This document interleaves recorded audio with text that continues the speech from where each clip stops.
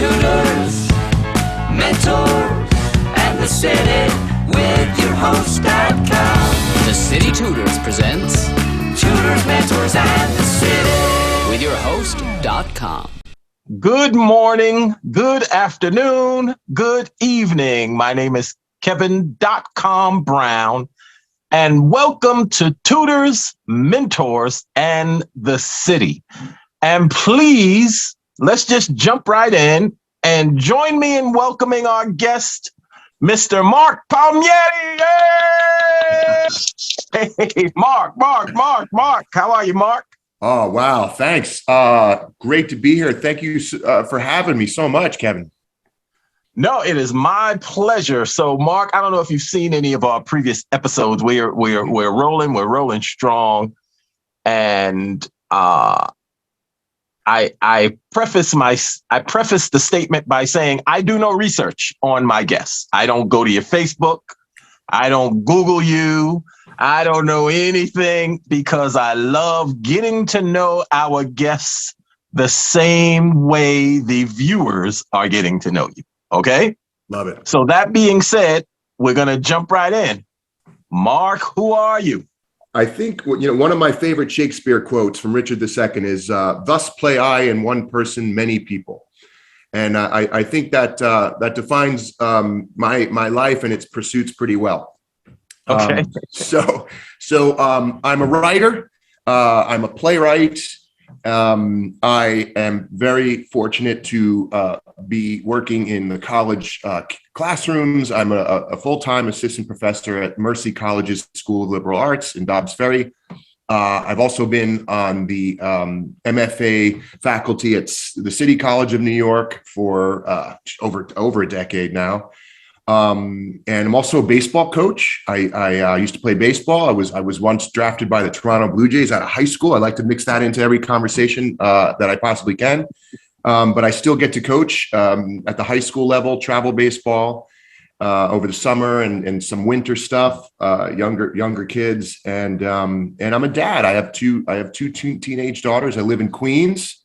So I'm many things, I guess, trying to be. Absolutely. You are absolutely many things. But I'm going to tell you, Marc, when someone asks you a question and you start quoting Shakespeare, Thank you. also left out that you are a nerd. You left that out too.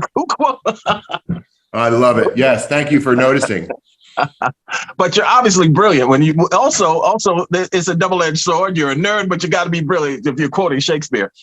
So, but yes. So you named quite a few things. So let's unpack that. So let's jump to the one that stood out the most to me. You were drafted by who? I was finishing high school. I was a senior in high school. I had played, all my life, and I was lucky enough to get offered a scholarship to Wake Forest University, where I ended up playing for 4 years. But the scouts, I was a pitcher, and the Major League Scouts would be coming to games and following me around, and it was a very exciting time. The biggest reason was I was able to throw the ball pretty hard. So would be scouted most of the time. I would be out on the mound my senior year. And what happens is the Major League Scouting Bureau will send an agent to your house to give you a physical and an interview if you are kind of a prospect that might use up a draft pick for one of these teams. Someone from the Bureau came, they made an appointment, gave me my eye test and physical, and then we sat down for an interview. And, he basically said, I know you have a scholarship offer, and it's a good program there. And I assume you're looking forward to that, but some teams are interested. So what would it take? You're right-handed, throwing 86 miles an hour. This was back in 1989.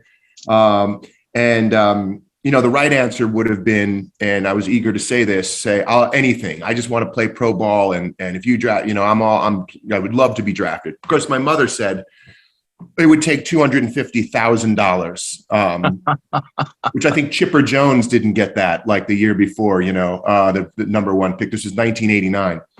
So I just looked at her like, you just crushed my chances. And so, and he said, well, he's like, no, he's not really at that level. So that'll probably knock him out of the draft. But then the third night of the draft that June, the Blue Jays called and said, we threw his name in and we picked him at the end of the draft because we still want to make a play. So I get to say that the rest of my life. I got an offer, a telegram came the next day, and it was all very exciting. And it's one of those fun things to talk about, but it's really, baseball is still a great part of my life, and good moment to talk about it because all the college programs started last weekend, just this 2 days ago, all the opening day everywhere.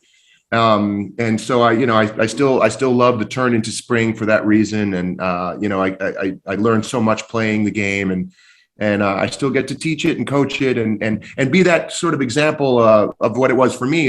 Baseball brought me to Wake Forest. I wasn't a strong student. I discovered things I loved at that liberal arts college that I never knew I would be into, like writing, like reading, like theater. And I try to represent that to students who are playing, who may not take themselves seriously as a brain yet, and I get to kind of be an example of, well, you can be both. You could be a nerd and an athlete, so it's a real privilege. Yeah, that's exciting, man. That's exciting. And you said you were throwing 86 miles per hour? When I was a senior in high school, that was, and I'll tell you, that's a long time ago, I guess now. And 86 miles an hour is hardly a draftable Right. qualification at this point. They're all throwing 96, but yeah, at the time, it was making some noise. So yeah. And the game has changed. I don't know, the equipment is different. The supplements are different. That's right. The training's a lot different. I'll tell you. The training is different. The training and it's become a training for young kids all the way from middle school up has become a whole industry in itself. And there are good things about that, and there are things that worry me about that. But yeah, the kids are in a lot better shape, physically stronger than generally 30 years ago. Well, let's unpack the student athlete perspective here, right? Before we go to the straight academics, let's unpack the student athlete, because this is exciting that you even were introduced to something that the average person have never experienced that, right? Sure. Now I know you had your thanks mom moment, but that's what moms are for, right? That's they're here to protect their babies. But what leading up to it, did you pitch all your life since a young lad? Did you play, little league and all that stuff? Yeah, I did. My father was a college baseball player at St. John's University, and they had a great team. They were in the College World Series. And my mother's side, my uncle played in the minor league. So baseball was in my family on both sides. So I was, I was taught by my grandfather, and my father how to throw and, basics. And that was very helpful, of course. But initially I wasn't very good. I really, I was leaning toward the arts. I was playing the piano. I was afraid of the baseball. 9-10 years old, and when they thrust me into little league, my dad was coach, and I was batting ninth and crying in the outfield and all that. Like I just wasn't. But I think I kind of felt something in my arm that maybe I think I can throw the ball out of, if not out of a desire to be a great baseball player, at least out of terror that I have to play any other position like catcher or, worry about hitting much because the ball's flying at you. In this case, I could just throw the ball away from me. So I think when I was 11, we tried that, and it turned out I was just had that. I was lucky. The build that I had, a lanky, tall, right-hander, and I was able to just throw it hard, and really that was effective. The ball was pretty wild for a number of years, going who knows where. But it was, something I discovered about myself. That's it. We're lucky. We all have talents. We all have these things that are given to us by nature, by wherever you want to believe these things come from, and be given the chance to discover them is the best thing any parent, any educator, any mentor can do is to help us discover those talents. And then once we have them, it's really a responsibility to nurture them. So I really focused on getting better and better, and then I loved it. Then I learned to love it as I grew up, and I played all the levels, then middle school, high school. So that's sort of how that evolved. Really cool. So what are your thoughts on youth sports? We hear about those sideline parents that push their kids too hard and do all kinds of crazy things. The soccer moms, but it's not soccer here. But what are your thoughts on that, growing up in that level of sporting?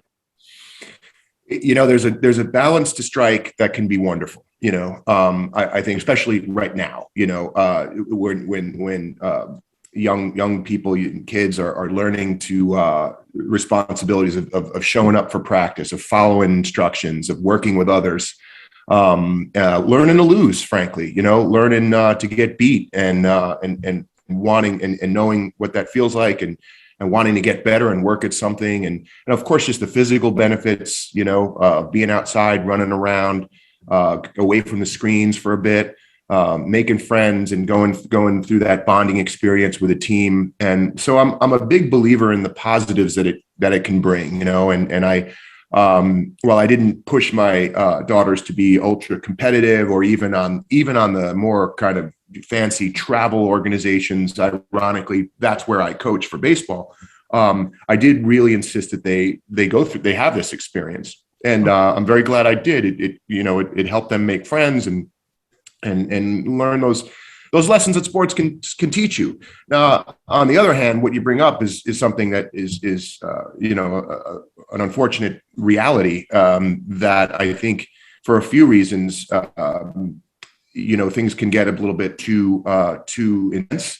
There can be delusions as to where this is all going for a young person, and so the value can be missed if it's all about 10 years from now and thinking these big dreams about college scholarships and professional sports and this and that. I think while again there's a balance to strike where dreams and goals are healthy and like I got to do. I had that dream and worked hard and I got lucky and had that experience.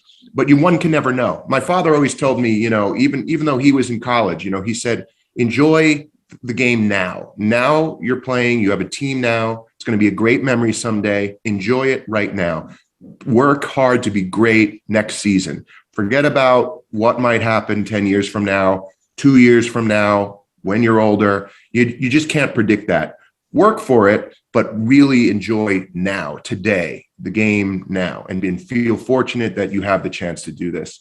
And that's what I try to tell my players, because I saw everything you describe, I've seen, and it worries me when parents lose sight of that value of what's happening in front of them now. And it's like parenting with anything. To what degree do we push? To what degree do we reward? To what degree do we say that's enough?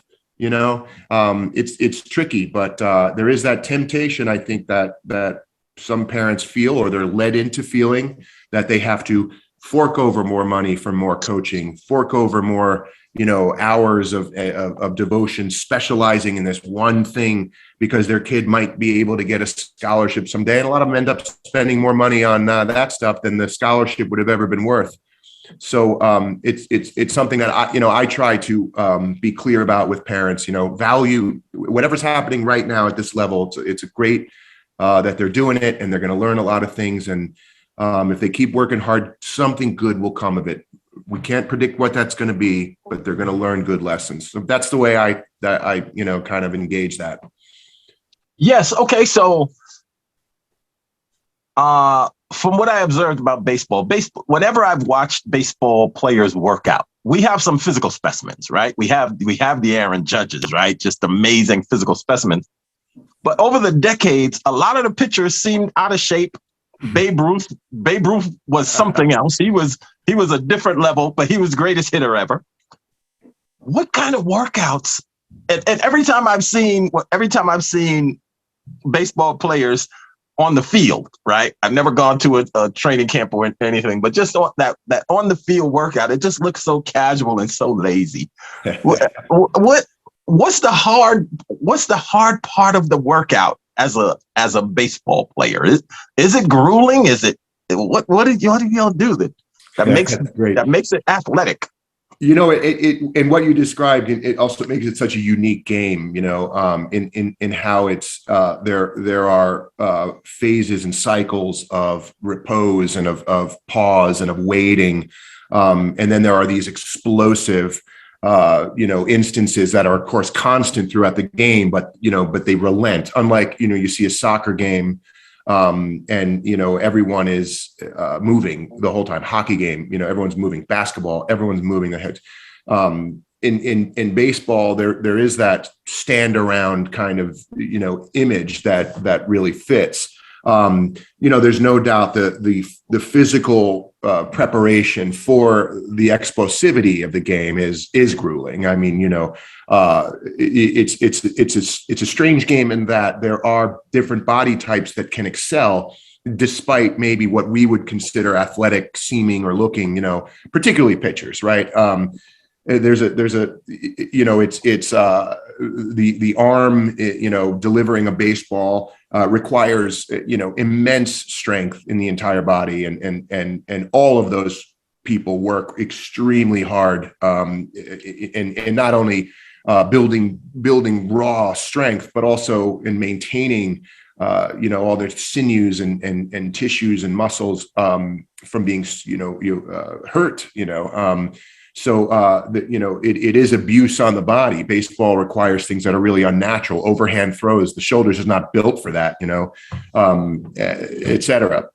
So it's a fun sport. I think that's why writers like the sport a lot, storytellers. For me, that sitting around is where a lot of the magic happens in terms of the banter and exchange and the wisdom exchange, the stories told out in the bullpen or on the bench, or, and then of course there are those warish, exciting, just blood pumping, intense episodes that happen every inning, really, so it is funny. It can sure look like that. Behind that, of course, is huge preparation, because the higher you go, just the more awesome the strength and the skill has to be to play this game, to do things that are so hard, to move a hitting ball and throw that ball and make it move and go where you want. These are basic things that are. They're really tough, and they require a lot of gifts, great vision, great speed. And so, it's an interesting combination, I kind of love that irony, right? Where there's so much standing around, and yet it's such an intense, endeavor. Yeah. Yeah. I played punch ball as a kid, where you hold the ball and you hit it out the other hand. Right. But I have never, ever made contact with a baseball that was pitched, even underhanded. Like, you can pitch it slow and underhanded to me, and I've never hit it ever. Right. I don't know what that even feels like. I may have hit it by accident once. Well, we'll hook up. I'll take a look at your swing and see what we can do. Just think horrible. That's what you have to think. It's just a horrible. I've seen it, okay, and I've probably performed it. So. Yeah. So your baseball efforts got you a full ride to college. Yes, got very lucky with that. And honestly, was accepted into a school where there was no way that I'd have an interest in that kind of level of challenge academically, nor would I have gotten in. So, admissions, usually when they're recruiting players, that the colleges do have some pull within some, within rules. Of course, I had good enough grades to qualify for the exception. But usually teams have a few spots with admissions that they can, get someone over the hump. Nowadays, it's a lot stricter. Student athletes, because college is so much more expensive now. in so many places. Not, the state and city deals are still wonderful. But for so many of these parents, it's just a tremendous amount of money.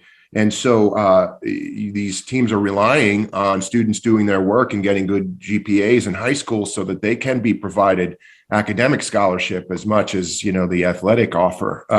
It's just so hard to piece all that together to create a full ride. It's very different. Which, just for instance, Wake Forest is about $80,000 a year now, right?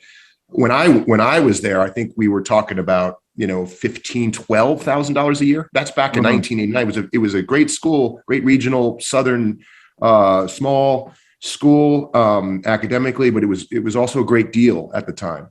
And so a full ride with a little plug-in, if we had to pay books or whatever, wasn't that big a deal, or meals or whatever. But now all that it's just hard for programs to afford. So the grade point average is really important.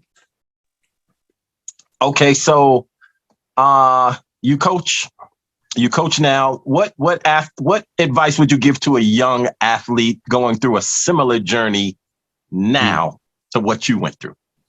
I'd say what my dad said to me for sure. Try to make the team.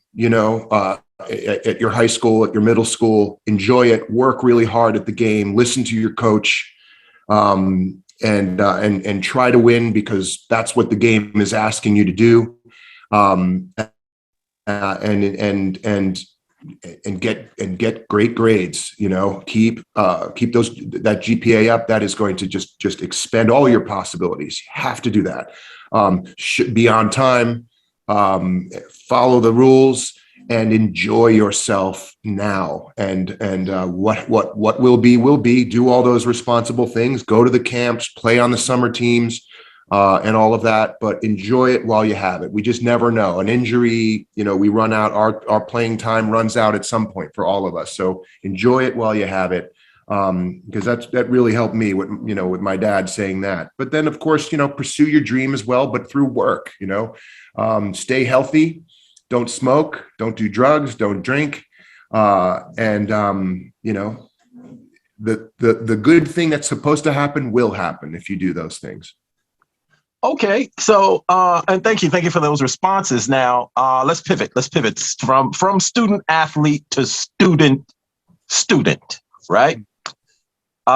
So you finish your career at Wake Forest, and you do what? Well, I had discovered just absolute love for plays through just an intro to theater class that I kind of had to take. I had really never been to a play. I had been to musicals, big flashy Broadway things, just a few, not very many, but it's kind of what I held as theater, and then I through this course, I was exposed to plays, what we would call straight plays, or non-musicals. And I was really blown away. And there were certain things about it that I saw that I loved about sports, the teamwork, the execution, the talent, there were things that I saw that were similar to my passion. So I started, learning more about that art form, and I ended up minoring in theater to go along with my communications degree, which at the time was synonymous for undecided, or I have no idea what I'm doing other than baseball. So I decided once I was, I was disappointed. I didn't get a chance to be drafted again. I didn't get drafted again my senior year, but I had already started discovering this new thing that I wanted to give a shot to. And I didn't know where my place would be. I did some acting there at the school. And so a few friends in the theater department kind of were in my spot, not sure what you want to do, but you love this thing. So let's go to New York. Let's get jobs that aren't really career jobs necessarily, but let's give a go to this world and see what happens. So moved to Manhattan, I worked all summer, crazy jobs, just whatever. I can go on and on about those jobs, but tried to save enough money to put a first month's rent and this and that, and get some pictures of myself done, and start trying to be a theater person. And then the old fashioned way was you buy Backstage magazine, you read the auditions, and you send your picture, and you hope to audition. And over the years, I got very lucky. I was, I worked, I got into the unions. I did enough years to have a pension, and it's kind of a leap now, but that's how it started. I threw myself into that world just on the ground. But while I was hacking away at it, a job here, no job there, this and that, I started to engage with the literature of it more, plays, actual scripts, and I started taking a stab at writing, and really that's where I had more of my bigger luck, and got a screenplay made out west. Miramax Films bought it, and started writing some. Then I was able to get an agent and all of that, and so I was able to have opportunities there. So, but I can say, everything that came of all that, how it, my actual professional jobs that I was able to do, the commercials and the plays, was really just, I started with knowing nobody, with nothing but these pictures that were way too expensive, and just an openness to learn a new thing, to throw myself into with the same ethic that I had for baseball. Say yes to anything that was going to help build my experience and teach me. And I just, I wanted to be ready for luck. And most of the time, as you don't have any as an actor, or, but every now and then there's going to be an opportunity to show how hard you've worked, and maybe grab someone's attention. And so along that way, and again, it was a very lucky path that way. I did keep a toe in school. After about 5 years of just doing that, I started taking classes to get an MA in English at City College, where I ultimately, over a few years, finally did get an MA while I was doing all this other crazy life as a theater person. So I did want to have a kind of formal piece of paper that made some recognizable sense of how I was spending my 20s. And so that's also, ended up being kind of a good move as well. Okay. So you skirted over something. You said you had enough success in acting to collect a pension. That's no small feat, right? Right. That's no small feat. So you had to have done something that we, meaning myself or the viewers, are familiar with. What did you do? What did you do that you're absolutely ashamed of that we are familiar with? Oh, plenty. But, the two unions, so the Actors Equity is, like those the plays, off-Broadway plays, you're lucky, you get a contract for 6 weeks. And with that union, I don't know, my pension might be $200 a month, but it's like if you work a few weeks a year, you get vested in the union. After 10 years, but with the Screen Actors Guild, as you know, it was always hard, but now it's almost impossible. So it's like, I think when I joined the union, it was because I was, and AFTRA and SAG were not together yet. So the soap opera union, a lot of us did like those little bit parts on soaps, right? But that wasn't SAG. So SAG, I booked a commercial and made just enough money that I qualified for that year. I got credit for that vesting year. It was like $7,500 or something at the time. Now it's like over 30 grand, if not more, that you have to make. So and that was 1998. So, I did about 15 national commercials across the years, and those were why. That's why. Because I was also, at the time, you all you needed to do for the pension was 5 years. Now it's 10. I did more than 5, but I didn't do 10. So I was grandfathered into that old way. So it's not a fortune by any means. It's going to be helpful, but the commercials, that was everything. If there were little bit things in movies and in indie projects, I did an indie movie that did get distribution, and I was the lead in that movie, and that was cool. But really, it was the commercials. I had commercial agents forever. I still have a commercial agent. I barely audition, but that's really why. But now I'm proud of all of them. I love them. I did Heineken and Burger King and Pizza. Like the big Verizons, Microsoft. They were a blast, and it's such a weird experience, right? Like, people come up to you on the street. Happened a few times. Like, aren't you the guy? Heineken. Yeah. Oh my God. Like it's this anonymous fame that's temporary, because, people like they've seen you 50 times in 3 weeks and they don't know why or who you are in the subway. So it's really cool. And your family gets to see you. Oh, well, Marc is making something, even though, like, as you know, typically commercials, it's just pure fun. It's not like artistically fulfilling. Right. But ironically, like everyone in your life sees that and you're like, oh, you're really making it. You're doing great stuff. And, here I am trying to like write the great American novel. And, it's selling pizza is like, what everyone's so impressed with. But, it was awesome. It was awesome. Well, I tell people, viewers know I'm a professional actor, and I speak to young people, and I tell them I did over 100 episodes of television. I did 30 or 40 movies. I don't know, but I say to them that when I've never been the best actor, never been the funniest comedian, but I made careers out of those things. And I say to them, when I go to an audition, there's 100 guys in the room that look just like me. Yeah. And in the course of the day, they're seeing 500 people in New York and LA. And Chicago, maybe. And who knows Chicago, maybe. Yes. And you have to figure out something you're going to say or something you're going to do to make them pick you consistently over everybody else. Now, I offer that scenario to young people when I speak to them now. What was your secret? What was your thing that allowed you to? I've thought about that.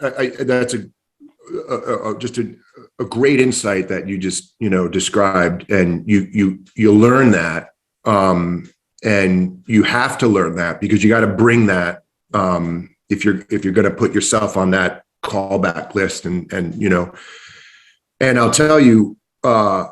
I have a very specific thing. What I realized with these commercials and with and it's particular to everybody. It's going to be a different thing. Your thing was going to be different than my thing or whatever, probably. Yeah. And I realized, like for me, I did a lot of like deadpan stuff. I just like my resting face kind of looked just sort of stunned and bewildered for some reason, just like, guy that looks like he's kind of lost. And I realized that as soon as I had the chance, I started just looking in the camera and kind of just let my face rest there in the lens. So in between takes or in between whatever, I made sure that they were going to know that as best to give myself the best chance that they would notice that this was kind of a thing I could do. I could stare, kind of was comic looking, although it was completely deadpan, but it was like a stare into the camera.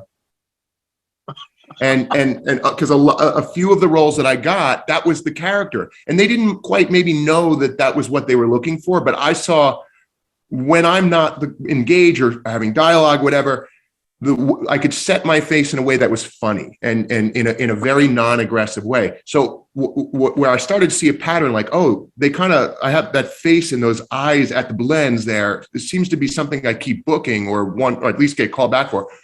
As soon as I walk in the room, I say hi, give my slate, give my name and all that, and just stare at the lens.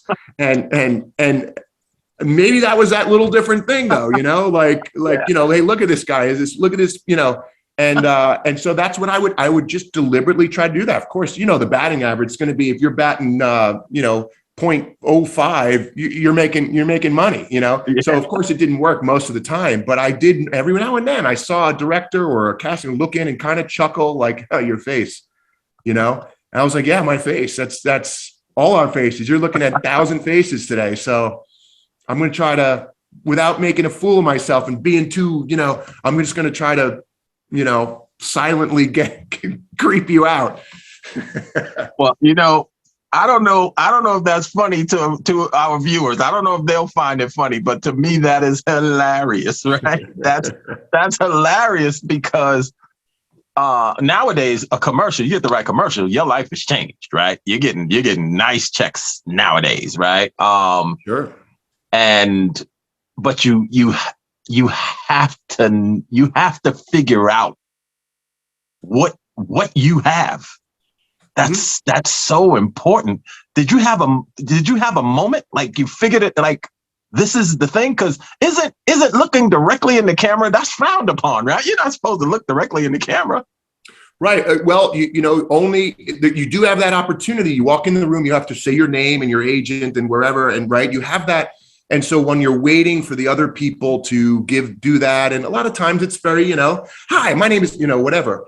And I would deliberately, and the thing is, as you said, did I learn what my thing was? Yeah, I booked one where that was why I booked it, because I did this like long deadpan thing. It wasn't at the camera, but it was like, and I said, okay, so maybe this is what I can do. And maybe this is like sort of what they're looking for right now in my type, right? At the time, the late 30s, tired looking former athlete, kind of, boring looking white guy. Like, so that's my type. Right. So then while I'm waiting there and everyone's being very energetic, I'm just, waiting for my turn, and not to look weird or like creepy, but it was just, again, to grab that attention away from what else was going on. So I knew that I could do that. And I knew that it had worked once or twice.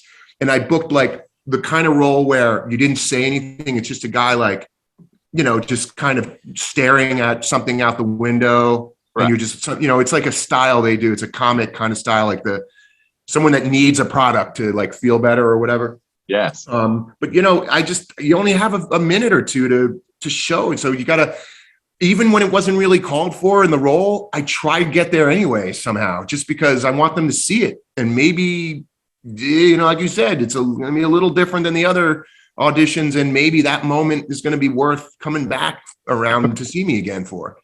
Well, that's great. That's great. Okay. So you have your MA. You said from City College. Correct.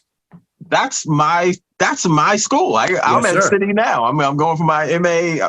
I think it's an MA, but I'm in a master's program right now. Love it. So we do have that in common. That I did not know that about you. All right. So you have this dream of becoming a writer, and you start to follow that dream. What does that look like? What does that feel like for you? Again, a great question.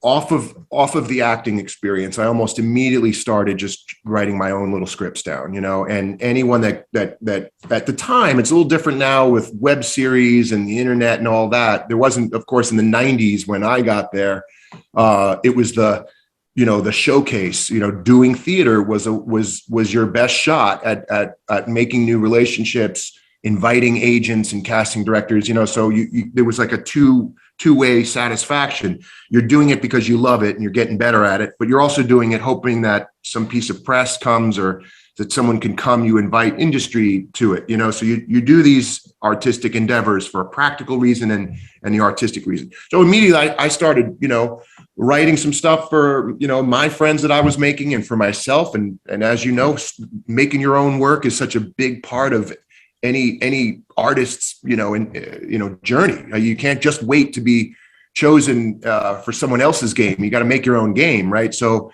that's why as I said, the software for making movies and editing movies and cameras and all of that is so great now, because you can spread that stuff everywhere really quickly. Whereas back in the day, it's like really live audience and you have to invite people, beg people to come.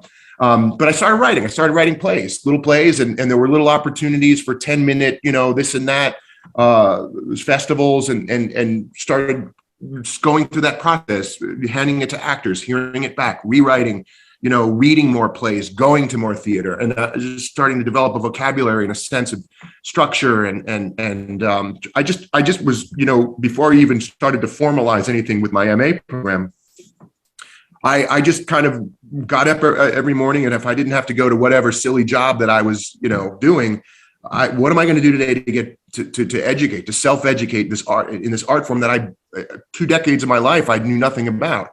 So, every day was either read something, go see something, or whatever it was, go watch a classic movie and try to just know everything about it because I loved it. And so I started writing these scripts and again, these more really low level showcase things, projects. I'll make someone who knows someone who knows someone.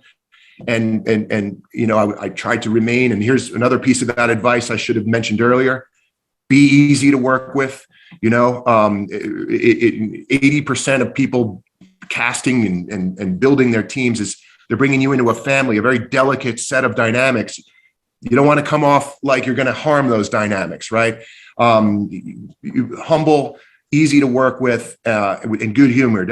That's to get any job, really, And so I always felt like I was so lucky to be invited and treated with seriousness by anybody that had so much more experience than me. So I was writing for these kinds of people in my life, and I think I hopefully got better and better at it, and finally got a play produced, by a company of someone that I had acted with, and again, I had that luck with the screenplay, which got made, and that helped me get into the industry a little bit with a literary agent, and got started getting some plays produced, and that was kind of my main thing for a long time was writing plays, and then enough people knew me when I could get it out there in circulation and go through the ups and downs, of trying to get your stuff produced, but. Very lucky to have gotten those breaks and to get on the radar, of these regional theaters and these New York people, and to at least have consideration for anything I do. Now, when somebody finds a piece, when you wrote your play, you completed your play. Mm-hmm. What's the next steps for a young playwright after they've written their masterpiece and it's complete? What do they do? Well, there are resources on the internet to find play submission helper is one of them. The new play exchange is another. Again, this wasn't really in existence when I was starting out, but there are a lot of resources that discuss what to do with that. These resources that are offering groups that read stuff aloud, classes, of course, there are seminars, there are classes for that, but there's a lot of opportunities all over the country, where a lot of nonprofit theaters kind of have to do this. They have to have developmental arms, and they invite submissions. They have reading series. They they give you feedback, even, if you're not necessarily accepted or whatever. So, you get people to read it. You ask someone, who may be a little bit deeper into the things than you might feel you are, in terms of connections. Ask them to read the play. Actors love acting. They love reading roles. And if an actor falls in love with a role, they might say to someone else who's producing some, plays, they say, hey, read this, there's a role that I really like in it, or whatever. You got to be very social about it. You have to, self-motivate, put together a reading, cast it yourself, invite people and have a reading. Even if it's just on Zoom, activity begets activity. So there's no specific way, right? It's not like the Major League Draft where every year there's a list of people that get a shot in a contract, right? It's like, there's no order to it necessarily. Even when you have an agent, you're doing the work 99% of the time anyway, right? So the fantasy of like, I just have a connection and I send it to the producer. There's like 3 people in the country that can do that, right? Everyone else is hustling. So you have to have that attitude, work really hard at it. Assume you're going to have people give you feedback. It's going to hurt. It sucks listening to feedback, but then, something else comes to that, because you're forced to really think about your own work and get it out there. Ask people to read it. Look for the opportunities for submissions for festivals and contests, and every day try to do something to push it forward a little bit. Well, what's funny? I'm laughing. I'm not laughing at you. I'm laughing because I can relate. Yeah. My acting friends, I remember when I was heavy into, I'm a young actor and I'm heavy into auditioning. My acting friends were nuts. Like straight cuckoo, right? Yeah. And they couldn't help it. Like when you're trying to be an actor, like an actor, right? Mm. You go crazy. Yeah. And I always appreciated this about myself, that I wasn't trying to be an actor. Right. I was trying to book a job. I was trying to get some money. Right. But I wasn't trying to be an actor. And I felt sane. Like I had loved ones, I had a life. Yeah. I had a life outside of the craft. And that's the energy I get from you. I get the energy that, you know, you had some fundamental skills from sports, from baseball, from your pops, your moms, and your uncle. Probably. And you translated those skills. You translated those success skills, right? And success seems transferable. Winning is transferable, but so is losing. Right? Yeah. Winning is transferable, so is losing. What's your secret to the transference thing that I'm sensing from you, the successful transference that you seem to have mastered? Well, you described it. It's what you did. I think when there's a authenticity when you're integrating a real life with a pursuit that of something that you want and something that you admire and respect and love. And I think sometimes for fear of failure, which is very real in this pursuit, right, in the arts, it's easy to find ways to write off the why it didn't work out. Because I'm an actor, I'm not going to do this and this, or because, it's not really what I want is to book a job, or I can't have certain elements of my life that are not artistically reputable or recognizable. And so there's a role that I think that we can get pulled into playing that is not going to do us any good, because it's pulling us out of ourselves, which ultimately, when what's the best thing that can happen out of any pursuit is that you better know yourself. And so if you don't want that, if you're rejecting that, I think you're setting yourself up for a real challenge, in knowing yourself and being authentic. And probably, why you are such an infinitely castable professional is that reads when you talk to me, that reads when you audition, right? And it's not so simple, though. It's not like you just show up and you're naturally like that. That can take some effort and courage, because most of us feel for some reason it's competitive, and you really want it, and it's painful to want it. And so we want to be able to control that, right? So we put on different masks and cloaks and try to be something we're not. And then the secret, as you just said, it's really, the secret really is actually connecting with whoever I am, accepting that, and making sense of that, and owning those things and realizing, well, that's what good characters are anyway. Good characters are complicated, a little surprising, in some ways contradictory. And we, once you realize that that's actually a good thing, then maybe it gets a little bit more fun to try, and that reads. So it's transferable, because that's, same thing. You have to accept what you can't do in sports. You have to figure out what you're good at, what position you want to play, so to speak. Mine was the deadpan in the camera when it came to commercials or the pitcher. Make the most of that, and nurture that. Be as good as you can be, but also accept, of course, you're going to learn hard lessons, and try not to let it make you cuckoo. And certainly, if it does, don't let anyone know you're cuckoo, because they're not going to want you in the cast. So it's a lot going on, but yeah. I think that you described it beautifully. Learn about yourself, accept it, and bring it, because I think that's what audiences want. That's what directors want. That's what the person who wrote the script wants. I'll tell you, this is pandemic. As a result of the pandemic, we were all trapped at home, and we learned a new way to absorb our entertainment. We binge watched, right?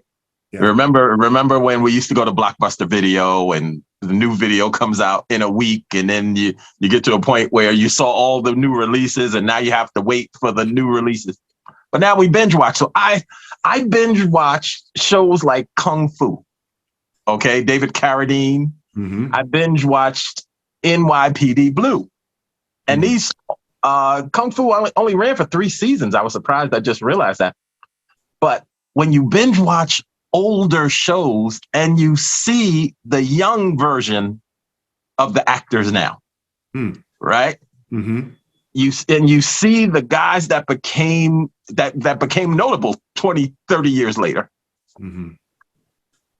And they had a lot of you can tell they were stars. I saw a show, I think it was Kung Fu, when the guy from Miami Vice, what's the guy's name from Miami Vice? That was Crockett and Tubbs. Crockett. Yeah. The cool one, right? Yeah. I forgot. Yeah. Well, he played in Kung Fu, he played a young Indian warrior. Wow. Okay.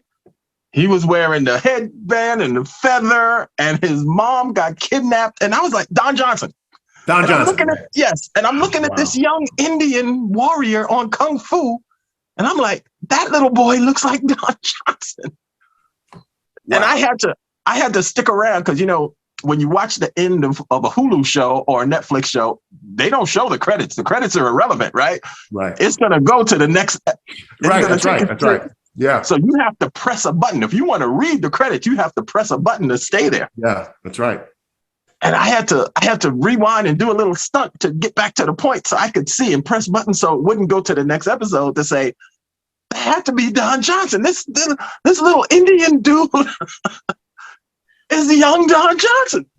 And it was amazing to me because we know now how the trajectory of these careers. We know how Kung Fu, we know how Kwai Chang Caine passed away. The guy that played Kwai Chang Caine, you know, passed away in Taiwan or whatever in a closet and know. But I say that to say the stories, the insight you have. I don't know if you know, I really enjoyed this conversation like you. Oh, thanks. So did I. Yeah, I really enjoyed it. And again, I did no research, so I didn't know what to expect. I'm like, okay, let me just talk to Marc Palmieri, and I don't know who he is or what he does. But I really enjoyed this conversation because your insights, even just from a straight mentorship perspective, right? City Tutors, free tutoring and mentoring to young people and old people, anyone. And your insights on so many different things was I just really enjoyed it. Like, I feel like you mentored me. Oh, that's very kind. You know, I had the amazing privilege of, after I got my MA, I was asked to teach a playwriting course for the undergrad department. Now I've been there, so long. It was very exciting for me. And then they started asking me to do some other basic undergrad courses, and I got to meet Gary Rivkin as my student, and he sat in the front row. I had him twice. And I remember he was and for our listeners, right, Gary who's the city tutors, the brainchild of Gary. And he's that student for any of those instructors, future teachers out there. I hope there's a lot of them. He's that student that makes you raise your game, because he, immediately you had the feeling like, oh, I got a student who's better read than I am. I got to bring my A game. He's listening to everything I say. And he said, but thank you, Kevin. What a blast to talk to you too. And I love the way you describe things it's a wonderful, it's nice, right, to be able to look back and figure out what you figured out. Yeah. Now you're still writing plays and stuff, or you're just teaching? I am. I had a memoir published in August by Post Hill Press, Simon & Schuster distributor. I toured for 6 months. I was everywhere up and down the coast on this. It's called She Danced with Lightning. It's a memoir. It's about my child and her epilepsy, which she's doing. She's great. She's doing very well. It's a happy story. But so that was my first kind of venture into long form memoir, like a book. It's my first book, but I'm kind of phasing out of that whole push, and looking for my next, sit down with my next writing project. But it's nice to being this semester with my classes and my students and kind of feeling a little bit more focused because I'm not traveling as much. And baseball season just started. So, feel it's a middle of a great semester, but all the creative juices are starting to stir again. Well, I'll tell you, Mark, I could talk to you for another hour. I have a whole series of other questions that I'm not. I got a million questions for you. But I really enjoyed the conversation, and I appreciate your insights, and I thank you so much for joining us, and I thank Gary for connecting us, and it was great. It was great to talk to you. Thanks for doing all you do, and best of luck to you. Thank you. Thank you.